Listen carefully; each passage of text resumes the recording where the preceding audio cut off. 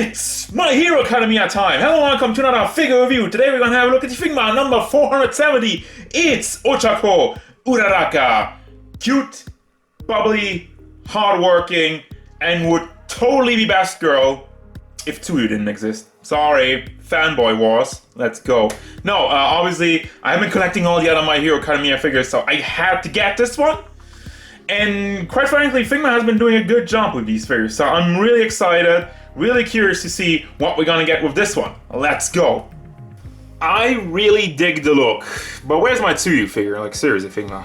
I'm just messing with you guys. She stands at about 12, well, let's see, 12, almost 12 and a half centimeters to the top of her head, which means we're going up to 5.7 inches tall, I'd say. Overall, that means, well, first we have the size comparisons. Jalter, Deku, Woody, and Darkseid, and Amy. Wait, I haven't even reviewed that one. Foreshadowing! Overall, look and detail, finally, we got the face, and boy oh boy, this is lovely. I almost want to pinch her into her rosy cheeks. It's amazing. You have the huge eyes and the smile. It's beaming. It's like sunlight. Perfect. So face color is amazing. Hair sculpt also looks good. Has a couple of strains going down. Not too much. Just goes nice and rounded. However, what you might see already is the unpleasant part of the figure. Now the paint.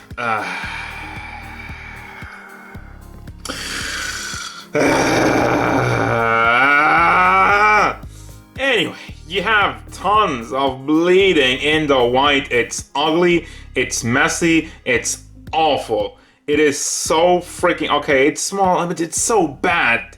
None of the lines on here are clean. Zero, zilch. This is bleeding, this, I don't even want to talk about it.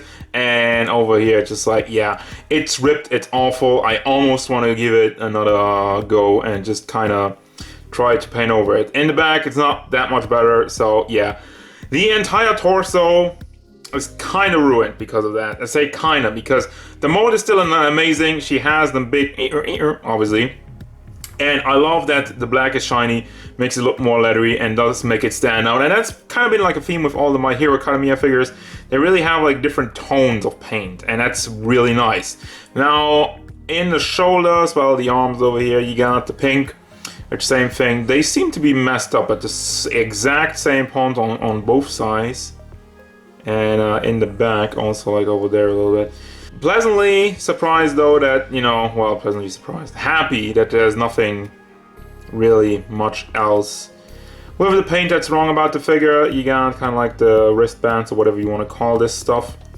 It goes around, it has a little pink stuff on there. And the belt is floaty connected to the crotch piece though, so that's kind of weird how it's connected to the crotch. Also, the black line in the middle is clean, and it's butt time. Wow, it's really shiny on the light. Woo! And then we move down to her big boots, which I love these things. Not only do they look good, and proportionally it seems alright, and it just kind of feels good. And we also got some nice detail under there, which the paint on this one is clean for the most part, but I mean, you don't gonna see that much of it. No, I actually have some bleeding on the side over there. So yeah, just again, the molds. I love the molds, everything awesome if they could apply some goddamn paint. Now for the articulation, it is mostly standard. The head moves forward, moves to the back, does tilt side to side, not really that much because, you know, the hair wraps around the neck as such. It's really blocking in that regard, also for forward and backward motion. Well, backwards, well, whatever.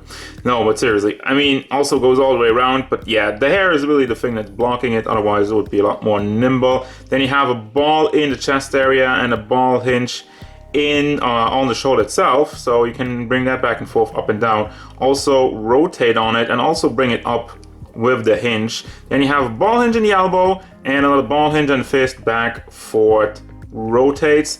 Chest area, pretty nimble considering she does have a pretty big bust. Does tilt side to side, but as the bust is pretty big, it doesn't really go round. But yeah, forward, backward motion is pretty good. The hip part is great actually. They left a lot of room there to rotate around. but you do have some gaps overall, which does show up. But you have the belt, you have the big belt to kind of cover that up. But overall, I'm really happy with that, and that's just, you know, makes for some cool poses. And for the legs, they do move all the way up out of the socket. Actually, did not plan on that, but there you go. Move out to the side and does go to the back. Also has some rotation in there. Big ball hinge in the knee, which looks good. And obviously nothing in the foot over there, because that would just completely break up the sculpt, and I'm okay with that. Also, she does actually stand fairly well with the big boots. I think they did put a little bit of weight on there, and you do not have to have her stand like straight or anything. You can kind of angle it out to the side, and it does still work if you get, you know, the right position. We have an interesting bunch of accessories. First of all, you got this extra hair piece, which I don't really get. I have it in the plastic still because I don't see the difference between this one and the one that's on the figure. As such, I have no desire to take it out of the packaging, right? Right, anyway, that's that. Then we have rocks. Just, you know, for her to throw them around, use her zero gravity skill, touch those and hurl them at somebody. It's cool that they're doing like energy effects like that. Well, this is not really an energy effect, but kind of sort of really helping with her superpowers. Well, everybody from the My Hero Academia line kind of got something like that, except for Deku. He didn't even get any lightning or whatever. They did that with Amazing Yamaguchi. But anyway, you can combine that with the base and then have it float in front of her. Just kind of do a pose like that. We're gonna have a look at that later. This is really stiff, by the way. Don't break this off, because I feel like this part is kind of thin, and is that gonna be a problem? Okay, cool. All right, good to know. Then of course there is the Figma base, as included with every Figma ever. And then we have hands, open hands, kind of holy hands, and the thumbs up hand, kind of low on the hands, Figma. But you already get the rocks, you don't need more hands. Then you got the mask, basically, for the complete hero attire, which looks good for the most part. It does also have some bleeding, unfortunately. Just a little bit on the side over here, but I mean, it's alright. And then the little blue-ish see-through plastic, and the hair, obviously, same mode, and a little pink kind of handle in the back. So you got that, and finally the faces. Usually I do the faces first. What happened? Got a wholesome smile and the angry yelling face. Like, even when she's yelling, she's way too cute. God damn it. Wait, hold up real quick, rewind. The hands. Actually, I forgot something. Are the hands painted? Do you have the little pink dots on her fingers? No. I mean, the dots are kind of molded on there, but they didn't paint it. What the hell, dudes? That's one of the most important things. I almost forgot it though, but I don't know, I never really look at the hands so much. But yeah, anyway, it's just like, yeah, they didn't paint that. What a waste. And it's gonna bring me to the final thoughts for this figure, and it's very simple. Screw the paint! What the hell? It was good with all the other My Hero Academia figures, but of course, when I got the cute girl, we're gonna screw that one up big time. Also, extremely freaking lazy, not painting her little pink dots in the hands. Just, no. Oh. You know, it sucks, because everything else about the figure is amazing. I've been gushing about how much personality the faces have. I love it so much. The mold is awesome, and the paint job otherwise is good, except for, you know, what I mentioned. But it's just like, also the articulation works well. You got the rocks.